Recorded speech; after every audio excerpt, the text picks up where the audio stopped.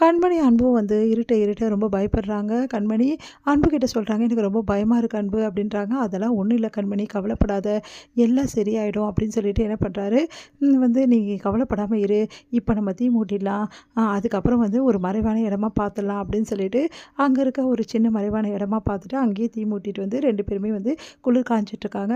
அப்போ கண்மணி வந்து ரொம்ப குளிருது இல்லை அப்படின்னோடனே, இப்போமா குளிருது அப்படின்ட்டு, ஆமாம் அன்பு ரொம்ப குளிருது, இங்கே வேற பக்கத்துலேயே பீச் இருக்கு இல்லையா, அதனால் அந்த வந்து காற்று வந்து நம்மளுக்கு அந்த ரொம்ப மோசமாக இருக்குது, என்ன தான் வந்து தீ மூட்டினாலும் என்னால் குளிர் அடங்கவே முடியல அப்படின்றாரு. சரி ஓகே, உனக்கு பிரச்சனை இல்லைன்னா என்னை வந்து இருக்க கட்டி பிடிச்சிக்கோ அப்படின்னோடனே அப்படியே கண்மணி வந்து அப்படி வெக்கப்படுறாங்க. வா கண்மணி, இதில் என்ன இருக்குது அப்படின்னு சொல்லி சொன்னோன்னே சரின்னு சொல்லிட்டு பக்கத்தில் வந்து அப்படியே டைட்டாக அவரை பிடிச்சிக்கிறாங்க. அப்போ வந்து அன்பு வந்து அவங்கள பிடிச்சிக்கிறாங்க. 2 பேருமே அப்படியே வந்து ரொம்ப இதமாக 2 பேரும் உட்காந்துருக்காங்க. அப்போ கண்மணி வந்து சொல்கிறாங்க, உண்மையிலே சொல்லப்போனால் எனக்கு ரொம்ப பயமாக இருந்தது, ஆனால் இப்போ பரவாயில்லங்க அப்படின்றாங்க. சரி இப்போ ஓகே தானே உனக்கு? ஆமாம், ஆனால் எப்படி அன்பு நம்ம தூங்க முடியும், இங்கே ஒரு வேளை விலங்குகள் வந்தால் என்ன பண்ணுறது அப்படின்னோடனே, அதுக்கு தான் தீ மூட்டியிருக்கோம்ல, தீயை பார்த்தா விலங்குகள் எதுவுமே வராது, அதனால் எந்த பிரச்சனையும் கிடையாது, நீ கவலைப்படாமல் இரு அப்படின்னு சொல்கிறாரு. நிஜமாவா சொல்கிறீங்க? ஒரு வேளை திடீர்னு வந்துடுச்சுன்னா என்ன பண்ண முடியும் அப்படின்னோடனே, இங்கே பார் வராதுன்னு நான் சொல்கிறேன்ல, அதனால் தைரியமாக தூங்கலாம், எந்த பிரச்சனையும் கிடையாது. சரி ஒன்று பண்ணுறேன், நான் முழிச்சிட்ருக்கேன், நீ தூங்கு. இல்லை இல்லை வேண்டாம் வேண்டாம், அதான் சொல்லிட்டீங்கல்ல தீ மூட்டினா எதுவும் வராதுனால 2 பேருமே தூங்கலாம் அப்படின்னு சொல்லிட்டு 2 பேருமே அங்கே போய் படுக்கிறாங்க. அப்போ வந்து இடமே வந்து தள்ளி தள்ளி படுக்கும்போது கண்மணி பரவாயில்ல அப்படி சொல்கிறாரு. அப்போ வந்து பக்கத்துலேயே படுக்கிறாங்க. அங்கே வந்து ரொம்ப பயமாக இருக்குது, திடீர்னு காட்டு விலங்குகள் பயங்கர சத்தம், ஐயோ அப்படின்னு சொல்லிட்டு கண்மணி அப்படியே டைட்டாக வந்து அன்பு வந்து இறுக்கி டைட்டாக கட்டி பிடிச்சிக்கிறாங்க.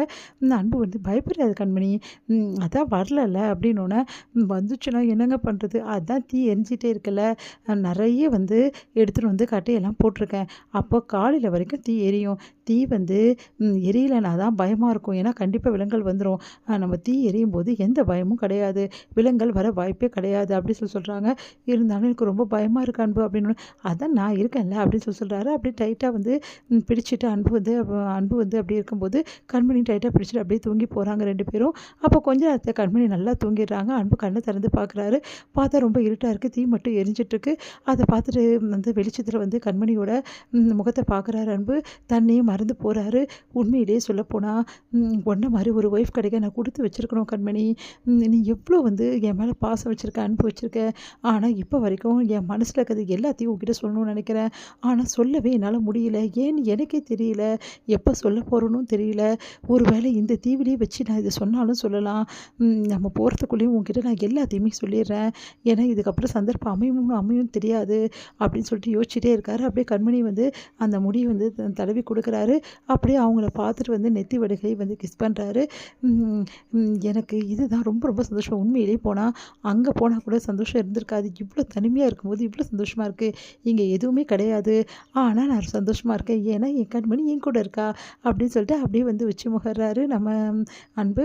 அடுத்து வந்து இங்கே அன்பும் கண்மணியும் வந்து நைட்டெல்லாம் வராதால் ரொம்ப டென்ஷன் ஆகிடுறாங்க. அன்போட அம்மா, என் பசங்களை எங்கே இருந்தாலும் தயவு செய்து திருப்பி கொடுத்துரு, உன்னை கெஞ்சி கேட்குறேன், அவங்கள என் கண்ணில் காட்டிடு, அவங்க எல்லாமே என்னால் வாழவே முடியாது, எனக்கு ரொம்ப பயமாக இருக்குது, அன்புக்கும் கண்மணிக்கும் எந்த பிரச்சனையும் இருக்கக்கூடாது, அவங்க வந்து நிம்மதியாக இருக்கணும், அவங்களுக்கு உயிருக்கு ஆபத்து ஏற்படக்கூடாது, அவங்க வந்து நல்லபடி வந்து திரும்பி வந்துடணும், உன்னை கெஞ்சி கேட்குறேன் அப்படி சொல்லிட்டு இருக்காங்க. அப்போ கரெக்டாக அங்கே வராரு நம்ம வந்து கார்த்தி. என்ன பிக் மம்மி காலையிலே ப்ரே பண்ணுறீங்களா, வேறு என்ன பண்ணுறது, நைட்டெல்லாம் அவங்க வரல, எந்த தகவலும் தெரில, உனக்கு எதாவது ஃபோன் வந்துச்சாடா, எனக்கு எதுவும் ஃபோன் வரல பிக் மம்மி அப்படின்றாங்க. கண்டிப்பாக வந்து அன்பு எந்த பிரச்சனையும் இருக்காது, நீங்கள் நம்புங்க, நான் நம்பணுன்னா கண்டிப்பாக அன்பு வந்து என் கண்ணு முன்னாடி வரணும், எனக்கு ஃபோன் பண்ணணும்ல அப்படின்னோடனே, அதெல்லாம் கண்டிப்பாக செய்வார், கண்மணி ஏன் இப்படி இருக்கா, கண்மணி எப்போவுமே இப்படி இருக்கவே மாட்டா, எனக்கு என்னமோ கண்மணிக்கும் அன்புக்கும் ஏதாவது பிரச்சனையும் தோணுது அப்படின்னு சொல்லிகிட்டே இருக்காங்க. அவங்க 2 பேரும் எதுவுமே ஆயிருக்காது, நீங்கள் பயப்படாதீங்க, கூடிய சீக்கிரம் நல்ல நியூஸ் வரும், போலீஸ்லேயும் வந்து நம்ம சொல்லியிருக்கோம் அப்படின்னு சொல்லிட்டு கார்த்தி வந்து சொல்லிட்டு இருக்காரு. இங்கே வந்து அன்பு வந்து கண்ணை திறந்து பார்க்குறாரு. பார்த்தா கண்மணி வந்து தூங்கிட்டு இருக்காங்க. கண்மணின்றாரு. கண்மணி எழுந்துக்கிறாங்க. காலைல விடிஞ்சிச்சா, நம்ம வீட்டுக்கு போயிடலாமா அப்படின்றாங்க. போயிடலாம் கண்மணி, கவலைப்படாது, ஏதாவது ஒரு வழி பிறக்கும் அப்படின்றாரு.